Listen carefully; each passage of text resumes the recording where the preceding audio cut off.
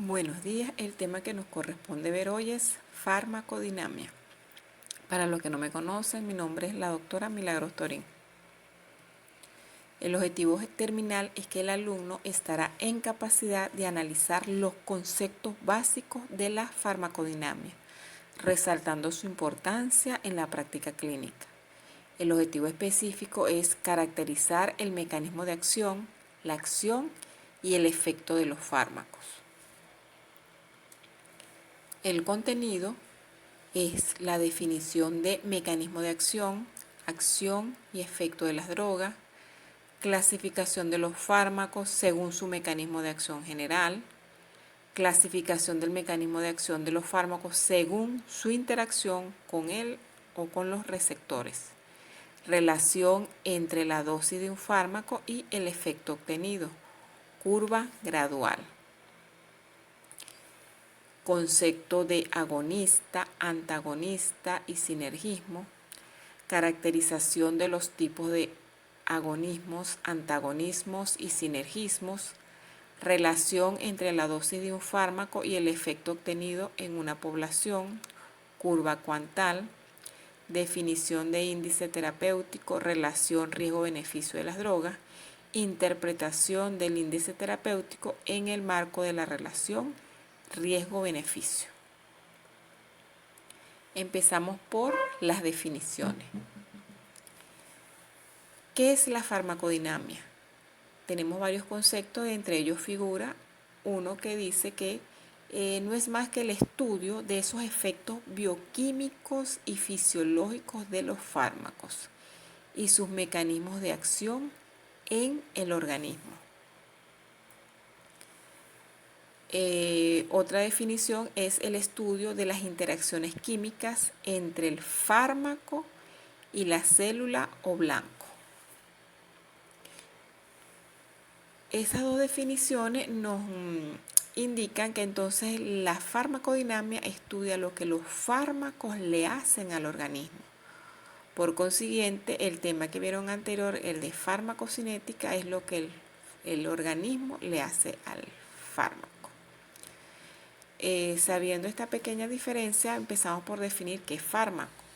No son más que sustancias que es capaz de modificar la actividad celular. No origina mecanismos o reacciones desconocidas por las células, sino que va a estimular o inhibir los procesos ya existentes de la misma. Tenemos tres definiciones. Mecanismo de acción es cómo actúa el fármaco. Acción es la modificación de la función de la célula que produce los cambios bioquímicos y fisiológicos que conllevan al efecto. Y el efecto es la respuesta que se deriva de la administración de un fármaco. Al ver estas definiciones, observamos que todas son diferentes y podemos ejemplificar. Mecanismo de acción en un fármaco es precisamente cómo actúa. Por ejemplo, algunos fármacos antihipertensivos como las amlodipinas, el mecanismo de acción es que bloquea los canales de calcio. La acción entonces no es más que lo que no se ve, que es la relajación de los vasos. Y el efecto es lo que podemos medir, como podemos observar aquí en la imagen, que sería en este caso la toma de la presión arterial. Ahora seguimos con otros, en la siguiente lámina con otras definiciones como es la eficacia y la potencia, donde la eficacia no es más que el efecto máximo que se puede alcanzar en un fármaco. Como podemos visualizar la imagen, tenemos una gráfica donde tenemos por el lado de las X las dosis y por el lado de las Y el efecto. Entonces la eficacia es precisamente ese efecto máximo que viene siendo un efecto de un 100%. Con respecto a la potencia, es muy diferente porque es la dosis, ¿ok?, que se necesita para que se alcance un efecto. determinado, que puede ser un 100%, puede ser menor al 100%. Entonces son dos conceptos totalmente diferentes. Tenemos otras definiciones como estereoselectividad, que no es más que el sitio de unión entre la sustancia receptiva y el ligando, que ellos deben ser de forma complementaria. Se comparan como el modelo de llave y cerradura, donde podemos observar que las sustancias químicas que se pueden unir son específicas con el ligando. Comparándose con una llave cerradura, pues se supone que la llave específica de su casa, por dar un ejemplo de la vida cotidiana, es la que va a abrir la puerta de la entrada de su hogar, ¿verdad? Entonces, en este caso, hay unos fármacos que son específicos para algunos ligandos, ¿ok? Que sería el ligando o la célula receptiva. Tenemos además la función o las fuerzas de unión del complejo droga a la sustancia receptiva. Se definen o se clasifican de dos maneras, que hay unas uniones no covalentes y las uniones covalentes. Generalmente en estas fuerzas de unión droga-receptor, lo que más es común es las no covalentes, las cuales son uniones mediadas por fuerzas de interacciones débiles pero estables. Generalmente son de tipo reversible y son las más comunes. Cuando decimos que son las más comunes, son esas que conocemos como uniones iónicas, puentes de hidrógeno, que son las uniones del agua, uniones Van der Waals, efecto hidrófobo. Y el otro tipo de unión serían las no covalentes, como podemos ver, son menos comunes, son más fuertes, poco reversibles y se comparten electrones entre los átomos. Entre las covalentes tenemos, por ejemplo, las uniones de los tóxicos como los organofosforados, los cuales no se rompen tan fácilmente. En la siguiente lámina tenemos que la clasificación de los fármacos según de su mecanismo de acción pueden ser dos. Uno, que es mediado por receptores, muy común, y otro no mediados por receptores. Dado esta clasificación, empecemos por definir qué es un receptor. Un receptor no son más que macromoléculas con los cuales los fármacos son capaces de interactuar, generando una vía de señalización química en la célula. Entonces es importante destacar que cuando tenemos uniones mediadas por receptores, pues se genera una cascada de señalización, cosa que no se genera en las uniones que no son mediadas por receptores.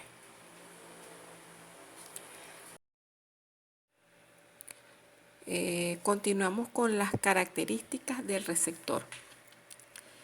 Generalmente los receptores son proteínas, se unen a los ligandos por enlaces débiles y se ubican generalmente en la membrana citoplasmática y en otros casos, pocos casos, a nivel del citoplasma.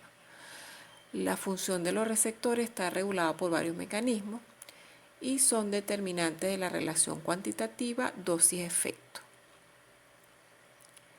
La selectividad de la acción farmacológica depende de ello. Entonces tenemos características de la unión fármaco-receptor. Una es la sensibilidad, que no es más que la capacidad de interactuar con una droga para generar un efecto. Quiere decir que el microorganismo es sensible a determinados fármacos. Otro sería selectividad o especificidad.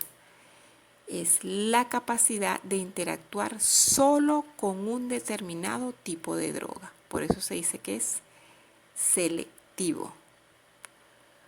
con respecto a la afinidad es la tendencia de la droga a unirse con su receptor o fuerza de unión entre el fármaco y el receptor.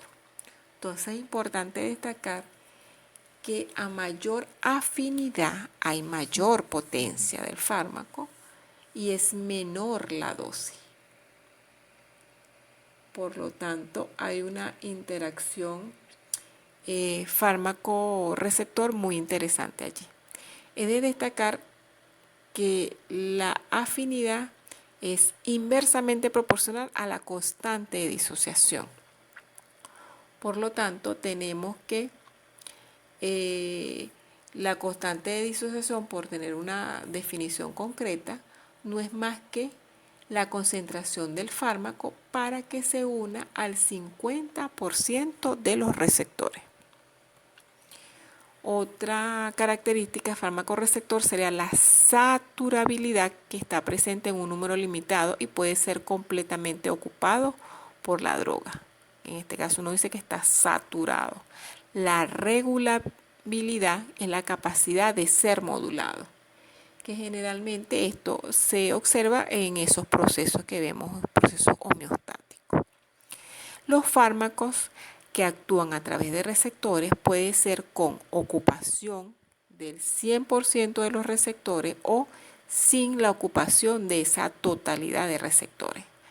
Cuando es así, en esta segunda instancia se dice que hay unos receptores de reserva, que no es más que la población de receptores cuya ocupación no es necesaria para lograr el efecto máximo. Ahora tenemos que la clasificación de los fármacos según su interacción con los receptores van a ser dos, agonistas y antagonistas. Ellos a su vez se subclasifican en agonista, puede ser agonista puro o agonista parcial, e igualmente los antagonistas pueden ser antagonistas puros o parciales. La clasificación de estos fármacos según el receptor, tenemos la definición de lo que es un agonista puro.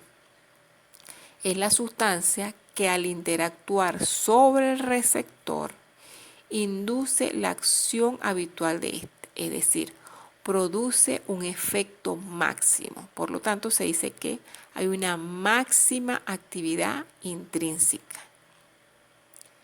Mientras que el agonista parcial, que también es igual que decir antagonista parcial, es la sustancia que al unirse al receptor, como lo indica su clasificación, induce parcialmente la acción habitual del mismo, produciendo un efecto menor que el esperado, es decir, menor actividad intrínseca.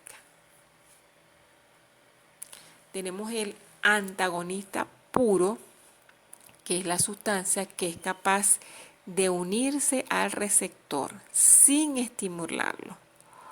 Por lo tanto, es sin actividad intrínseca. No hay actividad intrínseca. El antagonista parcial, o lo que es lo mismo, agonista parcial, entonces la sustancia que al unirse al receptor también puede desplazar ligando del sitio activo, pero además muestra cierto grado de actividad intrínseca. Entonces tenemos que el agonista parcial, los agonistas parciales por lo general son más potentes que los agonistas puros, pero son menos eficaces. Pasando con la siguiente lámina, tenemos que la habilidad de la droga para alcanzar un efecto mediado por un receptor, tenemos en consideración dos definiciones importantes, que son eficacia y actividad intrínseca. La eficacia describe la intensidad de la respuesta que es causada por un fármaco agonista, mientras que la actividad intrínseca no es más que la propiedad del complejo droga-receptor que es capaz de producir un efecto. Tenemos entonces que la actividad intrínseca, que cuando lo abreviamos lo tenemos bajo el signo de alfa. Entonces esa actividad intrínseca, cuando es cero, significa que no hay efecto. Por lo tanto, estamos en presencia de un fármaco antagonista. Si presenta una actividad intrínseca igual a 1, quiere decir que hay un efecto máximo. Entonces este es un agonista puro. Y si el efecto es menor a 1 y mayor que 0, estamos en presencia de un agonista parcial. Entonces, cuando observamos acá las gráficas, vamos a ver la eficacia y la actividad intrínseca. Entonces vemos que en esta gráfica de dosis-efecto observamos que el fármaco A, al ser mayor que 0 y menor que 1, estamos en presencia de un fármaco de tipo agonista o antagonista parcial, mientras que el fármaco B y fármaco C, que tienen un efecto del 100% y una actividad intrínseca alfa igual a 1, tenemos que esos fármacos son agonistas puros, ¿ok? Y tienen un efecto del 100%. Tenemos que cuando comparamos el fármaco A, B, C, tenemos entonces que es más potente el fármaco A, porque para producir un efecto, pues utiliza menor dosis. Sin embargo, son más eficaces el fármaco B y C porque tienen un efecto, como pueden observar en la gráfica, de un 100%. Entonces aquí comparamos lo que es actividad intrínseca, que es el valor S de alfa, y la eficacia, que puede ser de un 100% o menor a un 100%. Tenemos que la dosis efectiva 50, observamos acá la gráfica, no es más que la dosis necesaria para alcanzar la mitad del efecto máximo. En la siguiente lámina, mientras que la potencia es muy distinta, es la dosis necesaria de un fármaco para causar un efecto, que en este caso, ese efecto A y B, vemos que es un efecto de un 100%. Entonces, no es lo mismo potencia que dosis efectiva 50. Deben hacer bien la diferencia. Aquí comparamos para que vean que son conceptos diferentes, la dosis efectiva 50, que es la dosis necesaria para alcanzar la mitad del efecto, como está acá seleccionada, y la potencia, la dosis, una dosis puede ser de 10, de 20 miligramos, a la cual se consigue un efecto determinado. Y el efecto es, en el fármaco A y fármaco B, en ambos casos, como podemos observar, es de un 100%. Entonces por acá, muchas gracias y ya hemos terminado la primera sesión de farmacodinámica.